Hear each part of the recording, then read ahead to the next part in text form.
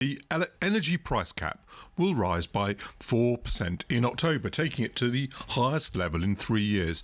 This is due to the increase in wholesale gas prices that is a result of the war in Iran. The government have tried to limit the impact on households by cutting VAT on energy bills, but what does this all mean for the money in our pockets? Joining me now is Dr. Craig Lowrey, he's Principal Consultant at Cornwall Insight. They're leading energy consultants, and he's going to explain to us what's coming down the pike. Hello, Dr. Lowrey. Hello. Hello. So are you going to explain to us what you expect to happen as a result of the price cap rising, and then what might happen later in the year? Yes, well, as you've said, announced by Ofgem the 4% increase in the cap for the 3 months from October.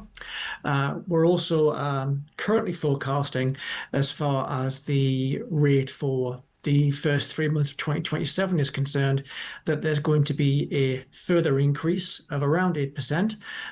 That is again due primarily to the increase in the wholesale market, the wholesale price for electricity and gas, particularly gas. And those increases, the one that's been announced today and the one that we're currently forecasting, are coming despite the measure to remove VAT from domestic bills on electricity. This is going to be a 4% or a rise net of that. So how much do you think the rise to people's bills net of that VAT cut? Well, if you look both at the VAT cut and also the measures that were announced last November in the budget by Rachel Reeves, if you put those two together, the VAT cut, that's worth around £40 to £45 a year on a typical household bill. The measures that were announced last November were around 140 to 150. So without those two measures aimed at improving affordability, bills would be around, or the cap would be around 180 to 190 pounds a year higher than the figure that's being announced today by Ofgem.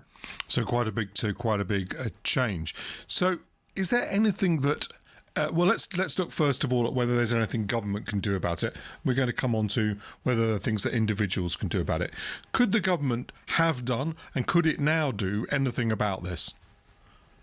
Well, I think with one eye on the budget in October, there's potentially other measures that the government could apply. Mentioned that the VAT removal is on electricity only. There's the potential to extend that to gas. But in the immediate term, and also a little bit of the medium term, the government will inevitably be challenged by the fiscal position that it finds itself in, and whether it can actually afford to have any material or widespread measures to reduce bills overall, or if specifically it should look to target those households which are perhaps in greatest need of support.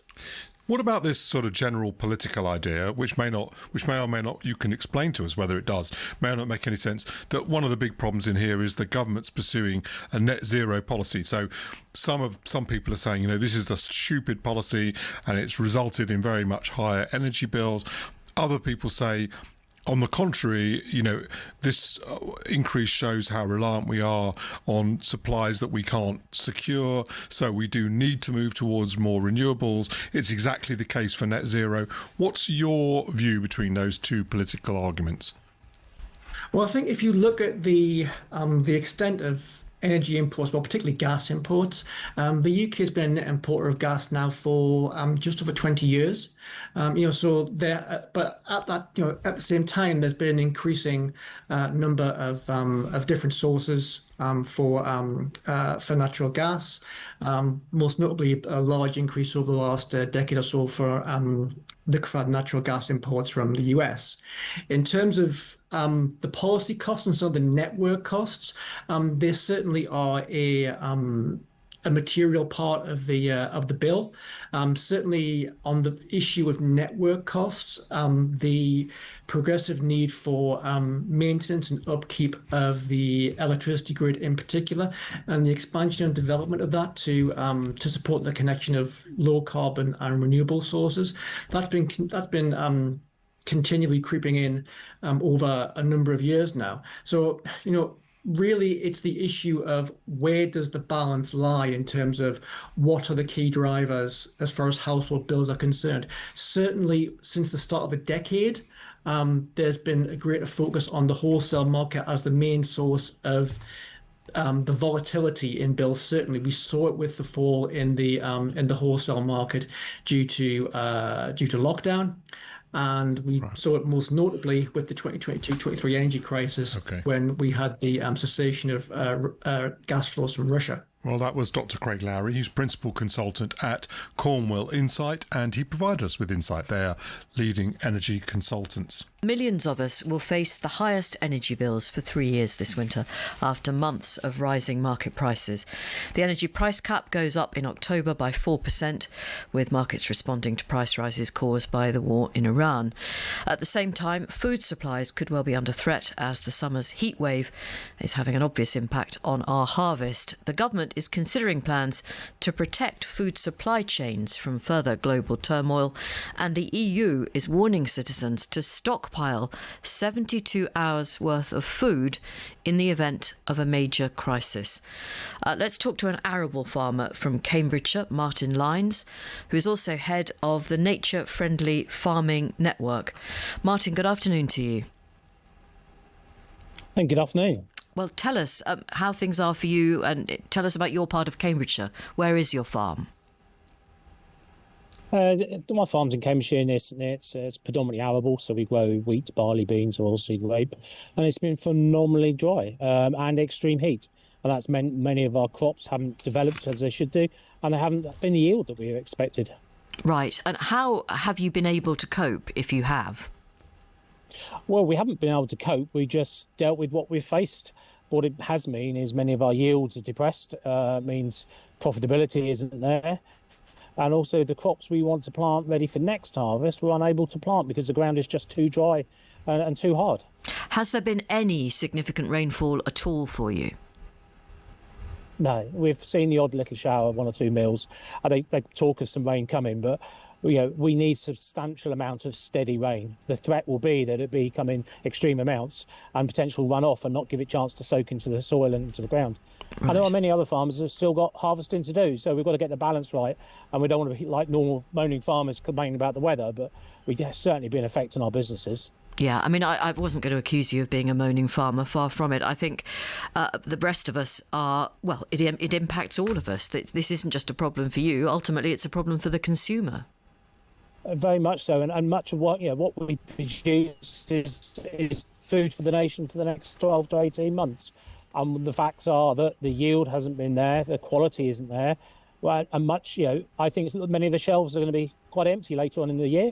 And also the cost of food is going to go up. Yeah, I mean, people need to make that connection, don't they? If we don't get rain, if you haven't had rain, then the cost of the weekly shop goes up, and it's nobody's fault.